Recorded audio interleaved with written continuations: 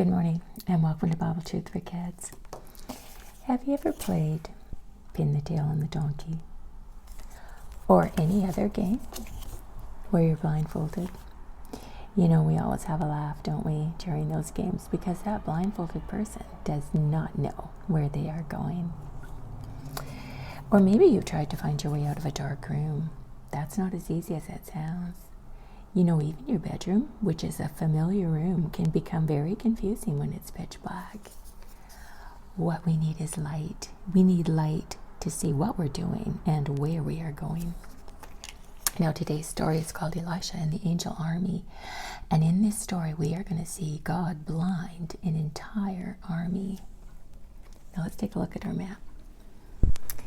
This is Israel, where Elisha was sent to as a prophet. He traveled all over Israel, and he just lived with ordinary people that loved God, like the company of prophets. Down here is where Elisha was when Elijah was taken to heaven in a whirlwind. And up here is the town of Shunem. This is where the Shunammite woman and her husband lived, and Elisha used to stay with them. And he performed a miracle for the Shunammite son. But today we're going to be concentrating on this country up here, which is called Aram. And Aram was an enemy of Israel. You know, if you were discussing with a friend how you would defeat an army, would you think about blinding the army? I mean, how could you even do that? You can't, but God did. He blinded the entire army of Aram.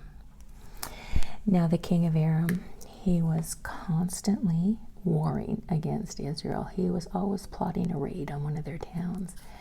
But you know, every time they got there, Israel had their soldiers and guards in place just waiting for them.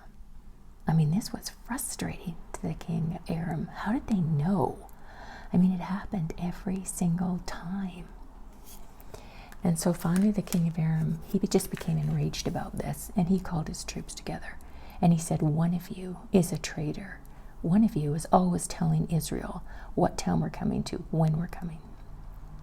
You know, but one of his servants stood up to him and said, not a single one of us is a traitor. No one is telling them what we are doing, when we are doing it. It's Elisha. He tells them every single time what town we're going to raid, and they're ready for us. You know, if you were going to have a secret conversation with somebody in your house, what room would you choose? Would you choose your bedroom to do that? I mean, it's probably the best room. You can shut the door, no one can see you, no one can hear what you're saying. And the king of Aram's servant said, you know, it's like Elisha can hear every word you speak, even in your bedroom. Well, the king of Aram said, all right, I want you to find Elisha and to capture him. And so the report came back that Elisha was in Dothan. So the king of Aram sent his army, but he sent them at night. And that night they surrounded the entire city. Remember how we've talked about how fortified cities had walls all around them? Well, the army encircled the entire city. At night, nobody knew they were there. Now in the morning, Elisha's servant boy, he went outside to get something, and he saw that army. He was terrified. He ran back to Elisha and said, the army is out there. It's completely circled the city. I mean, we're defenseless. There's nothing we can do. We didn't know they were coming. We're not ready. But Elisha said, do not be afraid, because he said, those that are with us are greater than those that are out there. And then he prayed, Lord, open the eyes of my servant. And God did. And Elisha's servant saw that the hills were full of chariots and horses of fire. It was God's angel army. They were there to protect. You know, there is a whole world called the supernatural world. It's invisible. We can't see it with these eyes. You know, God is real, but he's invisible. Angels are real, but they're invisible. But on this very special occasion, God opened the eyes of Elisha's servant, and he saw into the spirit world. He could see that God had sent them power and protection. You know, angels, they are everywhere. We just can't see them. Angels are called ministering spirits, and they stand before God, and they wait for his every command, and they obey instantly. God sends his angels to help us and protect us. We just don't know it. You know, I like when something like this happens. You know, we say, oh, that was a close call. Was it? Or was there an angel there protecting that person from being hit by that brick? You don't know. But one day we will know. One day God will show us all the times that he has sent his angels to help us and to protect us. Now, as the army began to charge against the city, Elisha prayed, Lord, strike the army blind. And God answered Elisha's prayer, and he did. He struck the army blind. Would you think of praying a prayer like that? I don't think we would, but Elisha did, and God answered. They were blinded. They were thrown into chaos and confusion. I mean, they just couldn't do a thing. And so Elisha went to the commander, and he said, we have captured you. There is nothing you can do.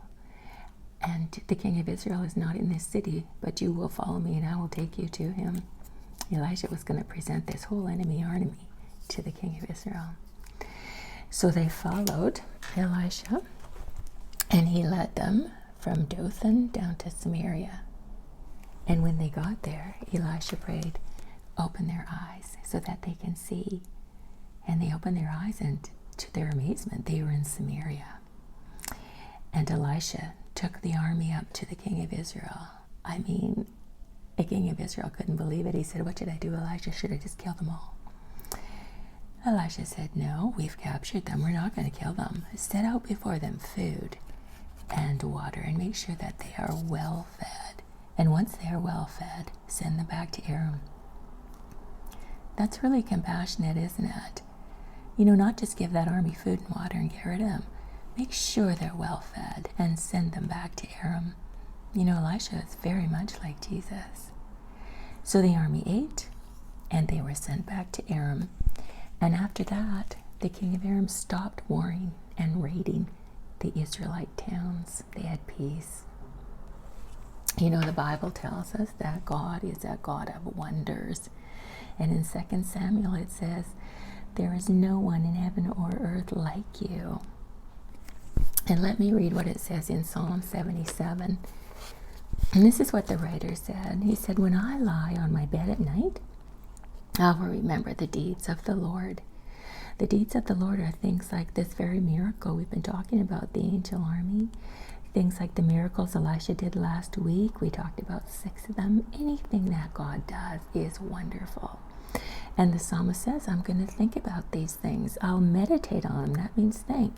When I lie on my bed, I'm going to think about all of your wonderful works. I'm going to consider all of your mighty deeds. So, you know, next time you're lying in bed and you can't get to sleep, you can do exactly the same thing. You can think about the wonderful things that God has done. Now, next week, we are going to talk about a runaway prophet. Now, prophets were messengers of God that he sent to his people to warn them.